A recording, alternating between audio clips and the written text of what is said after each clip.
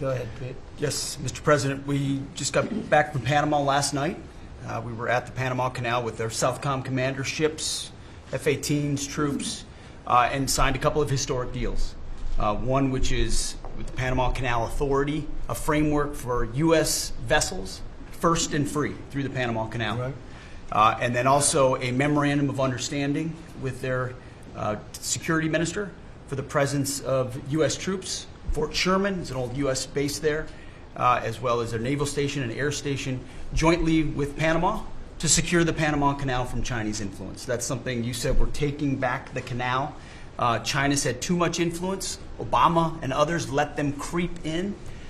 We, along with Panama, are pushing them out, sir. And so we had a very successful trip there. President Molino sends his regards, very complimentary of the U.S. as he's a great ally, and I think they want the Communist Chinese out, and with our troops there partnering with their forces, we've got a chance to push them all the way out, sir. We've moved a lot of troops to Panama and filled up some areas that we used to have, and we didn't have any longer, but we have them now, and I think it's in very good control, right? Yes, sir. Okay, thank you, Pete. Very good. Howard? So, so we've have so many countries to talk to. It is it's incredible. I think Scott and I, I'm not sure we could ever have enough time in the day to talk to all these countries because they want to talk and they want to talk now, and they have come with offers that they never, ever would have come with, but for the moves that the president has made. Demanding that people treat the United States with respect. We're getting the respect we deserve now, and I think you're going to see historic deals one after the other. And then I'm very excited that within a week and a half, we're going to start with the gold card. And the Trump card is coming out, and we're very excited about that, and that's coming soon. So very excited. Good. Thank you very much. Good job. Linda? Well, on a couple of fronts, we have been addressing the issue of anti-Semitism on campuses. There's been some grant funding and contract funding that we've reviewed, and some canceled and some we've put on hold, waiting for that, while we do an investigation.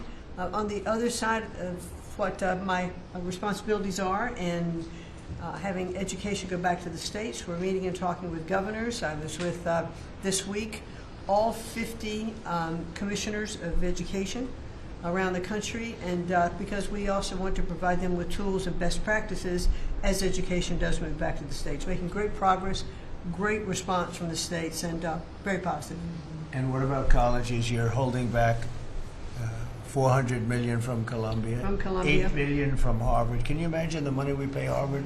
They have a $60 billion fund, and we're giving them $8 billion, and we're trying to figure that out. And then they hire de Blasio, the worst mayor in the history of New York, and they hired the woman from Chicago who was a disaster, total disaster, and they pay them massive salaries, and they're supposed to be teaching you government. That's not Harvard. That's not Harvard the way it used to be. So do you have anything to say about that?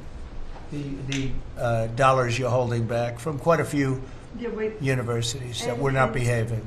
Yeah, and the other, there's some Princeton, Cornell, others that are coming in, and actually getting calls now from the presidents of the universities who really do want to come in and sit down and have discussions. And so we're investigating them, but in the meantime, we're holding back the grant and the fund money.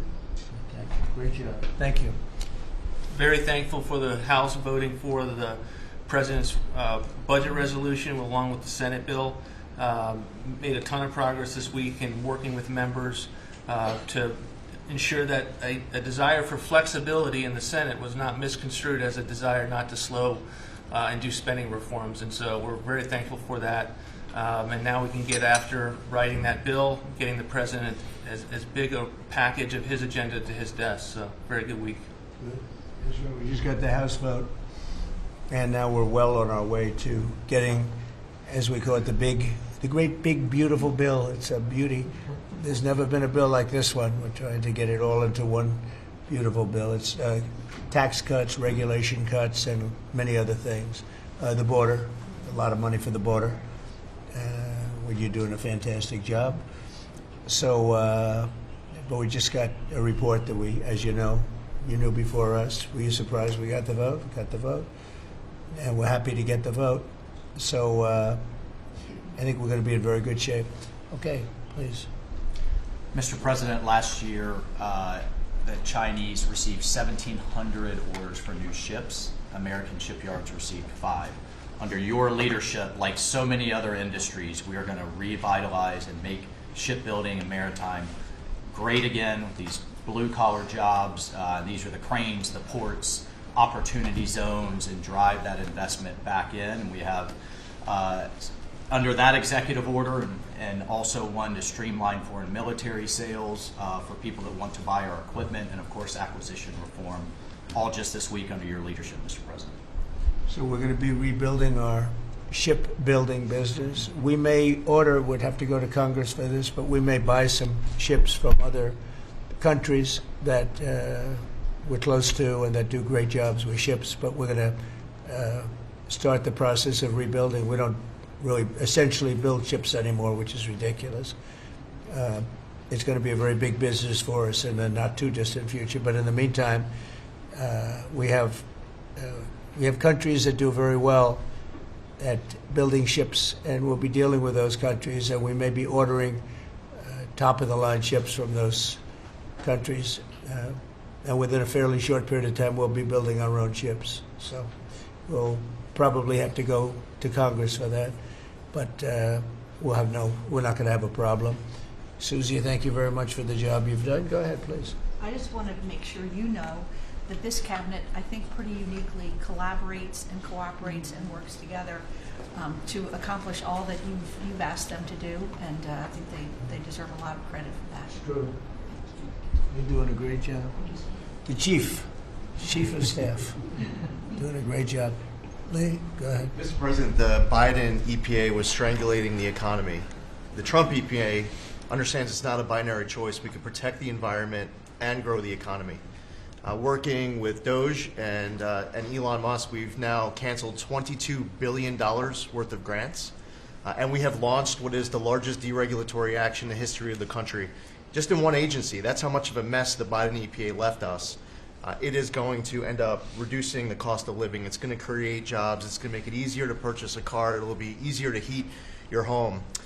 We're proud of this effort. The effort that we have is fulfilling the mandate that you earned from the American public.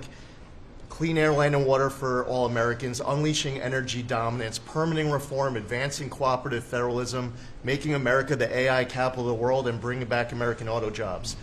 When you called me that day asking for me to take this position, I was honored.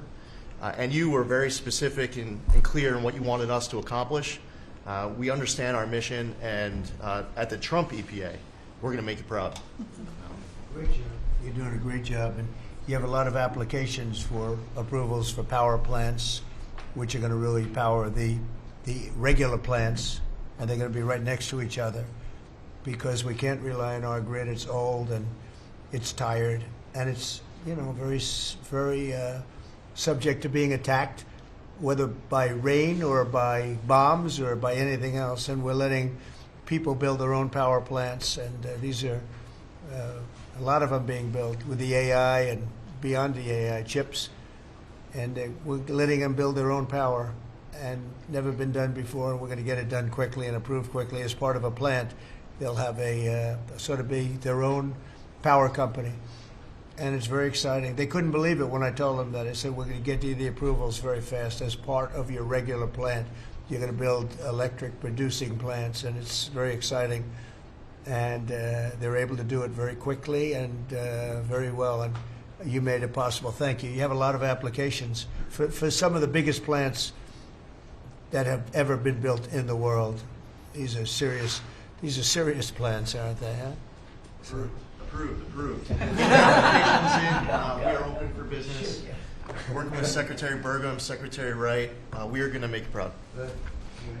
Sean? First off, Mr. President, it's Brooke's birthday today, so she keeps getting younger, so happy birthday to Brooke. Thank you. I want to thank you as well for the shipbuilding at EO. Again, to build ships, we also need mariners to sail those ships. I was just up at Kings Point for the Merchant Marine Academy a couple days ago, and we have some of the greatest young men and women who are learning how to be mechanical engineers to rebuild and fix the engines on those ships, but also how to sail ships.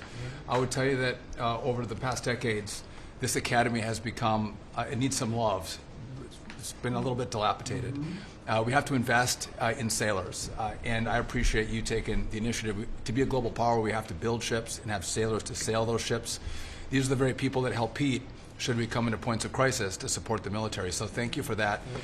Number two, the last administration announced 3,200 projects, big, beautiful roads and bridges. Most of them are good. But they announced them, they didn't sign a grant agreement. 3,200, so the money doesn't go out the door to build the infrastructure in the country. And it's fun to do an announcement. It's actually the harder work to put together these grant agreements. So we're doing the work right now at DOT to get these grant agreements done and build the projects. Most of them are good. And they also put in all of this green and social justice requirements on roads and bridges. We're pulling all that out and putting the money toward the infrastructure, not the social movement from the last administration. Good steel, right, as opposed to green paper mache. Good, thanks. Great job. Sir, first, we are, I would say, more than friends. We've all become family, and I think that what you have assembled in your vision is a turning point and an inflection point in American history. And so just being a part of that is the greatest honor. So thank you for that. And again, just the relationships here and the honor and respect we have for each other is a reflection of you and your leadership. So I just wanted to say that first. The second thing I want to say is that on behalf of the farmers and ranchers, food security is national security. We have to be able to feed ourselves. And your idea of using tariffs along with deregulation and tax cuts, but your idea of using tariffs to ensure that we are putting forward and putting America first, no one understands that better than our farmers and our ranchers. But having said that, emerging from 4 years of Biden with a 30% increase in inputs for our farmers and ranchers, with an almost $50 billion trade deficit. When we left the first time, it was zero, meaning that they are hurting. So the period of uncertainty we're in, they know that your vision will move us into an age of prosperity for all Americans, but for my people, for the farmers and ranchers, unlike any they have seen before. And I think they are really, really excited and so grateful for your leadership. But also, you have never failed to say that you have the backs of our farmers and our ranchers. It was the first phone call that I had after I was voted with the Senate, and that message just resonates with almost an 85% support of you in the last election. They're with you. Interestingly, the biggest budget driver at the United States Department of Agriculture is not farming and ranching or agriculture, it's food stamps. And so as we emerge and embark, Secretary Kennedy and I, on your vision of making America healthy again, a massive part of that is realigning and reworking our food stamp program so that it better serves those who need it. And yeah, to the point of getting the transgender, DEI, Green New Deal out of the USDA and realigning is really important. So it's out of the thank military, you. right? Yes, sir. Is it 100% out, would you say? 99.9, sir. I'm going to get that last point Get the one out. rest of it But out. thank you, sir. We've got a much different military, I will tell you. Thanks very much. Good job. And eggs are down. Eggs are Big, down. right? Yes, Big. yes, sir. Wholesale prices. Retail will come. Easter is the Super Bowl for eggs. So, you know, there may be a little fluctuation, but no, we feel really good about it. Thank you. That's what I hear. Thank you. Thank you. Good. I'd echo what Howard said on the trade queue, that we've got over 75 countries that want to come in. So it'll be Treasury, Commerce, Jameson at USTR, and we're putting a process in place. And as you said, you're going to be part of the negotiations too, because I've had these countries call me up and Secretary Bessent, we're happy you're going to be negotiating. I said, well, President Trump's going to be involved too. So bring your best deal on the budget. It's moving quickly in the House and the Senate, thanks to your leadership. We're also going to have debt ceiling in there, so we're going to get an increase in the debt ceiling. So, and that will be the done and dusted for Part of the bill that we just got to vote on today. part of the bill. It'll be done and dusted for 2 years. We won't have to worry about that. And then I gave a speech yesterday to 1,400 small and community bankers, and they were so happy to hear from your administration. And I told them Wall Street's done great for the past 4 years, 10 years, 20 years. It can continue doing great, but it's Main Street's turn now, and it's those small bankers through deregulation, through emphasis on Main Street, your Main Street agenda, bringing back jobs, that is going to power the smaller communities. And then finally, the bond auction went very well yesterday. We had a lot of foreigners show up as the support, showing that the U.S. is still the best place to invest. The inflation report, as you said, was quite good. And energy prices are down more than 20% since January 20th. Amazing. That's great. Very good. Good numbers. Great number. Thank you. Pam? President, we've had some great wins in the last few days. That you were overwhelmingly elected by the biggest majority. The U.S. Americans want you to be president because of your agenda, and the courts are ruling that you have the authority to determine how the money of this country will be spent. That's what the American citizens wanted, and that's what they're getting. An example of that Friday was the Department of Education, that you can determine how the money will be spent. No more DEI. And that impacts every agency across the board. On the civil side, again, NLRB. We had a big win in the Supreme Court there. OPM, a big win there. But also 16,000 workers there. But also on the criminal side, the Alien Enemies Act. We are winning there. And your directive to me was to keep America safe, and that's what we're doing. Whether it's the alien enemies, all of these gangs, and they are enemies of our country. They are terrorists, they are organized crime, they have come here, they are extremely organized, they are spread throughout our country, and they are creating terror. And no more under your directive. And that is stopped. Yesterday in South Florida, we charged the 11 defendants with $500 million of pure cocaine coming into our country to kill our kids.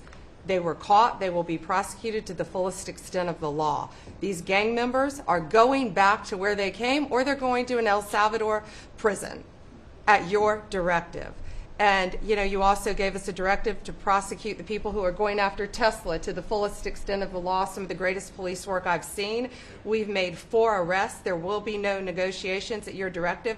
They're all looking at 20 years in prison, and within the next 24 hours, you're going to be seeing another huge arrest on a Tesla dealership, President. And that person will be looking at least 20 years in prison with no negotiations. That's great.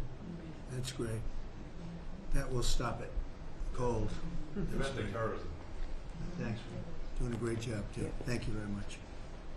Gloria, please. Mr. President, accountability matters. That's what we're recognizing. With our partners at the Department of Labor for Government Efficiency, just a few weeks ago, we realized there's about $4.4 billion in COVID funds that were not used, that the state coffers were just holding on to. Out of that, we've returned $1.4 billion back to the state treasury, so essentially to the American people, and we'll go back and claw the rest of those billions of dollars back. And on the heels of that, late last night, we're understanding unemployment insurance fraud. That trust needs to be whole for the American people. When we need it for who deserves it. That's not what we're seeing. And the numbers that we saw last night, again, exposed by our partners at DOJ, at the Department of Labor. Since 2020, over $400 million of payments have gone out already. And when you hear these numbers, apparently in the United States, we have over almost 25,000 people who are over 115 years old who are collecting $59 million that we have sent out to people. Talk about fraudulent behavior. Mr. President, 28,000 people between 1 and 5 years old have collected fraudulent payments at the tune of $254 million has gone out. And lastly, 10,000 people who have not been born yet, 15 years into the future, $69 million, and they haven't even been born yet. In one case, they will be born 129 years from now. The United States government sent them $41,000, and they're not born yet. So, under the Department of Labor, those are the things that we're uncovering. I couldn't be more honored to tell the American people that we're bringing back their dollars and we're saving them and returning them to the United States Treasury. Also, jobs numbers. Last Friday, 228,000 new jobs were reported. That is good for the American people. That is my primary job, is to grow that workforce under your leadership. So we've kicked off the America at Work tour, and we'll be visiting all 50 states, and I'll be working with my colleagues here to do just that. So thank you, Mr. President. We're going to grow this economy.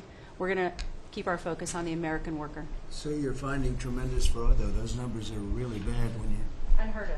over 115 years old. And I think you had mentioned the oldest person in our country is 114 years old. That's pretty good. A woman living in Pennsylvania, but apparently there's 24,000 more of them that are 115 or older. That I hope you hear that. So we have 24,000 older than the oldest person. Definitely dead. That's terrible. And what are we doing about that? How do we get that money back? Yeah, so we're working with our IGs to do the further investigation. The House and Senate, we had a 5-year statute of limitations. We've got an extension on that, another 5 years. And so the goal, in my opinion, we should never have a statute of limitations to return the American dollars back to the Treasury when there's fraud. But at this point, we will continue to work hard and double down and return those dollars to the Treasury. Right. Thank you very Thank much. you. Great job. Christy? Well, Mr. President, thank you for your leadership at the border. For the second month in a row, you have broken the record in the history of the nation for the lowest number of encounters at the border, which is absolutely remarkable. You have said that America's laws matter and that they'll be enforced, and we're hard at work now to get people to go back home that are here illegally. So the Alien Registration Act has been in place long enough now that those individuals that are here illegally, if they haven't registered, then they can be charged criminally, and they can face fines up to $1,000 a day and face deportation if they don't go home, and they'll never get the chance to come back to America. So we're encouraging people to use the CBP Home app to register, and we're working on the resources and funding to buy them a plane ticket to send them home. I went to El Salvador, Colombia, and Mexico, and those countries and others are thinking about setting up programs to support these individuals when they get back to their countries. So when they get there, they'll have housing and food assistance, and so making sure that these folks have the opportunity to go home so that they can get the chance to come back to America is important. And So it's a very big self-deport operation that we're starting. thousands of people have already Yeah. self-deported.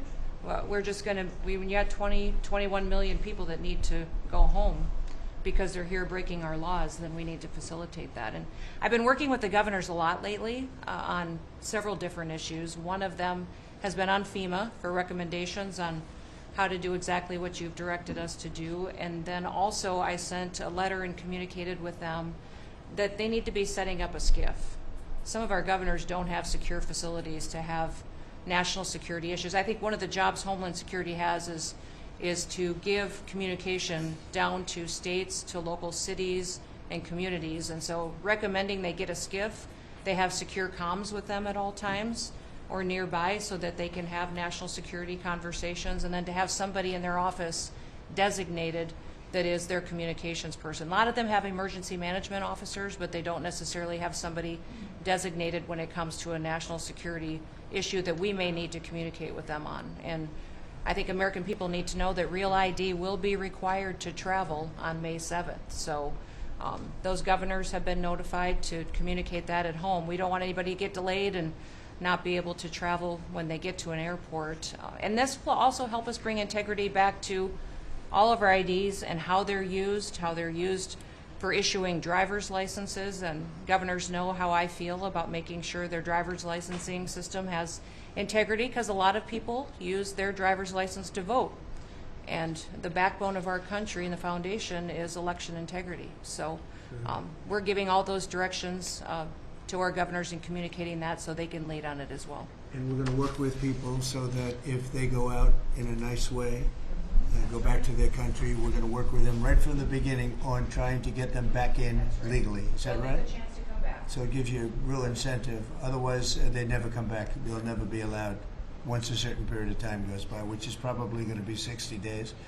We're also going to work with farmers that if they have strong recommendations for their farms for certain people, We're going to let them stay in for a while and work with the farmers and then come back and go through a process, a legal process. But we have to take care of our farmers and hotels and, various places where where they need the people. And we're going to be working with you very carefully on that. So a farmer will come in with a letter concerning certain people saying they're great, they're working hard. We're going to slow it down a little bit for them. And then we're going to ultimately bring them back. They'll go out, they're going to come back as legal workers. Okay? Yes, sir. Thank you. Which I think will be I think it's very important. Okay, thank you very much. Great job. Jameson, I watched you testify for the last Yeah, he did great. couple of days. You were on every night at 3 o'clock in the morning. And you did great. You were fantastic. Thank you very much. It's just what I like to do for fun, sir. You've been keeping us very busy. Last week, you started a reordering of international trade, something that hasn't happened for 80 years, something that should have happened decades ago. And you know that. You've known that for a long time. That's why you have us all working on this. You came into an emergency situation where President Biden left us with a $1.2 trillion trade deficit. It's the largest of any country in human history, the largest. So you declared an emergency. You took action. You say the largest in history, right? In history. There's never been anything like what he left us. He left us a mess. His whole administration was a mess. So go ahead. So you declared an emergency, you imposed a trade action, so now you have a tariff on the world, it promotes U.S. manufacturing, it protects U.S. workers, and you've also given room for negotiation during this time so we can open export markets for our farmers and other producers and American workers. And this is why the unions vote for you, this is why the workers vote for you, this is why the families want you to be the president, because you're standing up for American workers and American communities. We've had countries come in over the past couple of weeks that represent more than half of global domestic GDP, more than half. That's who's coming in to talk to you and to your advisors about how to have reciprocal trade, how to have fair trade. Would have happened without you. Thank you very much. Great job. Lovely lot. Well, thanks to your fantastic leadership, this amazing cabinet, and the very talented Doge team, I'm excited to announce that we anticipate savings in FY26 from reduction of waste and fraud by $150 billion.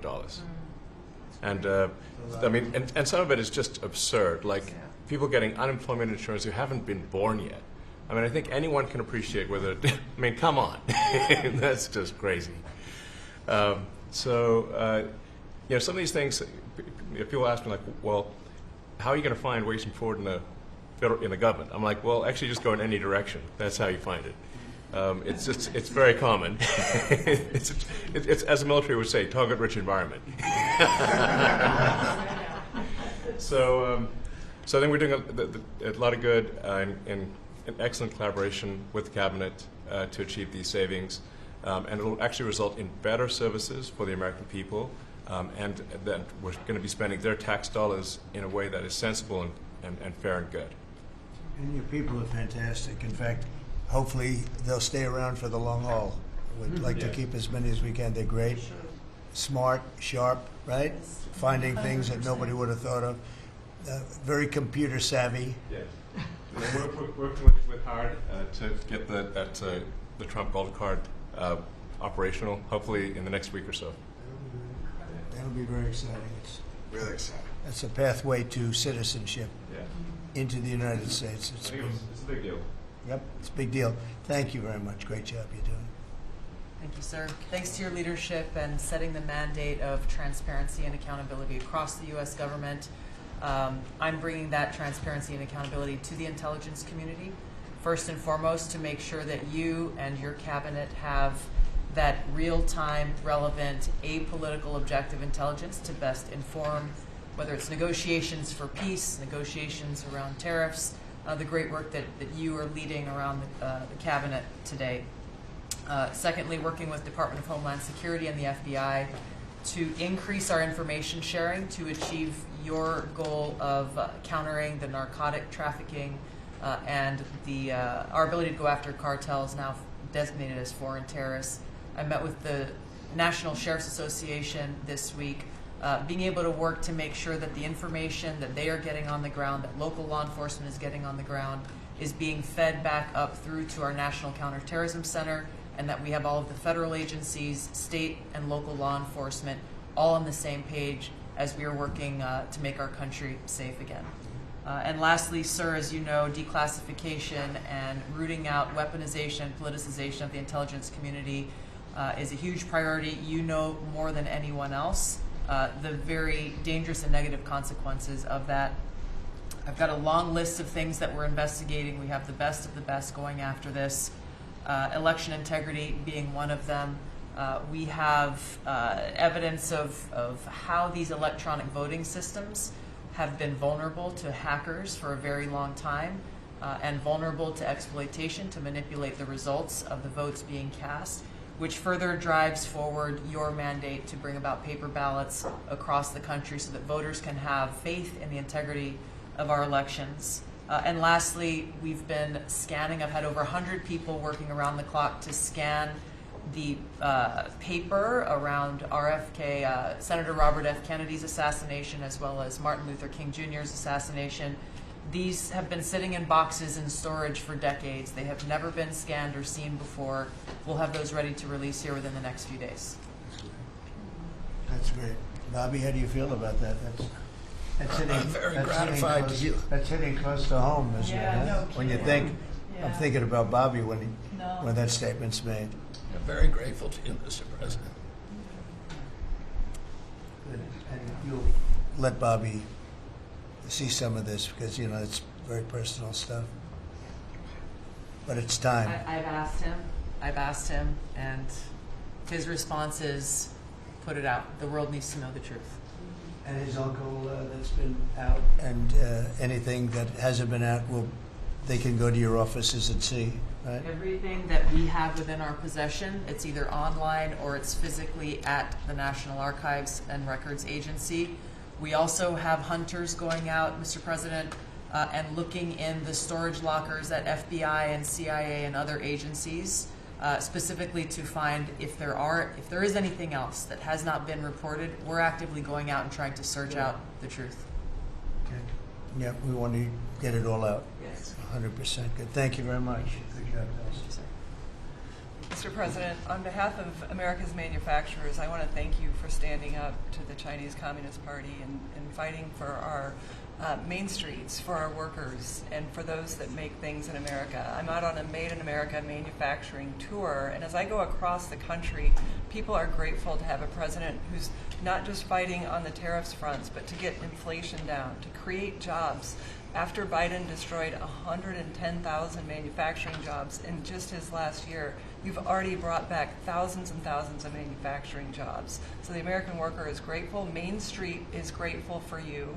And at the agency level, we're making sure that manufacturers have access to the capital they need, but we can't do that if we're not fighting fraud. So we've modified our loan applications to have citizenship verification, to make sure we have birth dates, common sense principles around lending that the Biden administration had waived. They waived $450 million of fees in 1 year. We're restoring that for the American taxpayer. And the American taxpayer, as tax day approaches, April 15th, they need to know that this cabinet, this administration, and thank you Elon Musk and Doge for fighting for the American taxpayer to make sure that their hard-earned dollars are well spent, that they have a return on investment for this country, and that we're fighting for them just as you are every single day. So thank you, Mr. President. Thank you very much.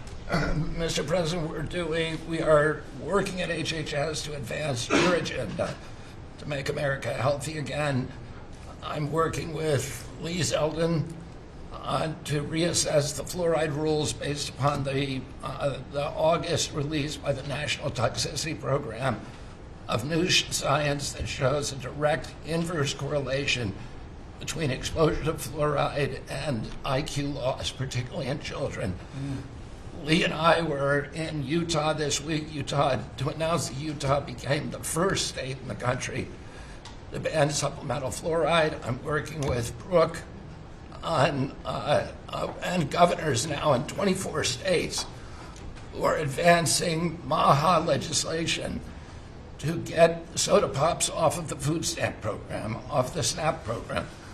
We've launched Operation Stork Speed to get the bad chemicals out of baby formula.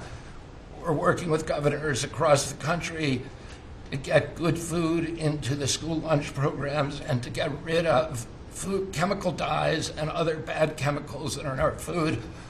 We've shown now that this directly affects academic performance, violence in the schools, and mental health, as well as physical health. We are working with governors across the country to get cell-to-cell or bell-to-bell legislation to restrict the use of cell phones in schools, which again dramatically impacts academic performance. Today we announced a dramatic reduction in animal testing at NIH and FDA. We're going to switch over to AI, which we've now found is much more precise in identifying the impacts of toxics in various products. We're working with Elon, who's done an incredible job to eliminate the redundancies and to streamline operations at all the health agencies and to recalibrate our trajectory to your agenda of making America healthy again. And finally, the CDC has done an amazing job at getting the measles outbreak under control. We have about 680 cases now in 22 states, compared to the same outbreak in Europe, which is 127,000 cases and 37 deaths. Our numbers in this country have now plateaued. And I want to thank CDC for that. And we're trying to refocus the press. We've had 3 measles deaths in this country over 20 years. And we're trying to refocus the press to get them to pay attention to the chronic disease epidemic as you've asked us to. We have now 38% of American youth are pre-diabetic. This was unknown 30 years ago. Every child that becomes diabetic, there should be a headline about them. We have 100 million adults who are pre-diabetic or diabetic. And we have, we have now, the autism rates have gone from now most recent numbers we think are going to be about 1 in 31. 1 in 12, so they're going up again from 1 in 10,000 when I was a kid. And we are going, at your direction, we are going to know by September. We've launched a massive testing and research effort that's going to involve hundreds of scientists from around the world. By September, we will know what has caused the autism epidemic, and we'll be able to eliminate those exposures. So big. Think of that. So it was 1 in 10,000 children had autism, and now it's 1 in 31. Not 31,000, 31. That's a horrible statistic, isn't it? And there's got to be something artificial out there that's doing this. So you think you're going to have a pretty good idea, huh? We will know by September. There will be no bigger news conference than that. So that's it. If you can come up with that answer where you stop taking something, you stop eating something, or maybe it's a shot, but something's causing it. It can't be from 10,000 to. Can you imagine that, Marco? That's a big number. Thank you very much. You're doing great. Thank you, Bobby. Please, Doug. Well, Mr. President, one of your primary administration goals is to make sure that we unleash American energy, and of course the strategy behind that is when we do that, it helps make it more affordable for all Americans. Energy isn't just industry, it is the foundation of every other industry, whether it's food, manufacturing, clothing, transportation. And then also when we've got the ability to generate and not just be energy independent but energy dominant, then we have the opportunity to sell energy to our friends and allies versus them buy it from our adversaries. And our adversaries were funding terrorism and conflicts against our allies by their oil and gas sales that were going through a Swiss cheese set of sanctions. So with your creation of the National Energy Dominance Council, over half the people at this table serve on that. Everyone has been engaged, whether it's interactions with negotiations with other countries, with putting sanctions in place that actually work, with cutting deregulation, working on biofuels, building infrastructure for transportation. There's a whole range of things that are being tackled. But when in the outcome of all that is that the Biden administration was restricting supply, you're increasing supply. When you increase supply, then prices start to come down. And we have a huge opportunity to do this. Just in interior alone, there's 500 million acres of surface, 700 million acres of subsurface, and 2.5 billion acres of offshore. And the Biden administration was trying to restrict this so that you couldn't get a timber lease, you couldn't cut a tree, you couldn't graze a cow, you couldn't develop oil and gas minerals, and you couldn't develop the critical minerals we need for our technology, for our defense industries, and to be able to help us win the AI arms race against China. So we're opening up this, and with your executive orders and your work, we've on Tuesday, historic day, you ended the war on beautiful clean coal, which has been going on since Obama took office. China gets 60% of their electricity from coal. They're opening up they've opened up 94 gigawatts of coal in the last year as part of this AI arms race. 94 gigawatts, that's enough for 94 Denvers to be able to, 1 gigawatt per metro area like that. It's unheard of. So we have an opportunity under your leadership to come back. The Gulf of America had its first offshore lease sale, which is scheduled for later this year, but that was, the industry loved that because the Gulf of America is now open for business again. And there's as much as 7 billion barrels of oil accessible now. They've increased the upside of what they think that is. On the coal front, the estimate is the financial value of the coal in America is $8 trillion. That was an asset on the balance sheet that we've now being put back on again. And of course in Alaska, with your separate executive orders to unleash Alaska energy between ANWR, the North Slope, the Strategic Petroleum Reserve Alaska, all of those, we've reversed Biden decision. Those are all open for business again. And all of this is leading to the investment coming to America. The smart money is coming to the U.S. That's why we've got trillions of dollars of investment that are showing up at the door, because they know if they're going to do manufacturing here, there's going to be energy to power their plants. And so, again, thank you for your leadership and thank you for everything you're doing. Very good. Thank you. Marco. Well, Mr. President, one of the most important things I believe you'll achieve in your presidency is reordering the world in a proper way. For 31 years, more than 31 years now, multiple administrations have allowed the Chinese to deindustrialize this country, to take away jobs and factories and the pillars of our national strength. And what you're doing now, I think, is a great service to our country, but ultimately to the world. And I want to congratulate you and your team that's working on that, because it has extraordinary geopolitical implications, as you see, from all these other countries that are now coming here and wanting to join something that actually makes it's crazy to allow these. I mean, basically, we lived in a world where Chinese companies can do whatever they want in America, but our companies cannot do anything over there unless they allow it, and even then they steal our stuff and reverse engineer it. So just reordering all of that has dramatic implications on peace and security of the world, so we thank you.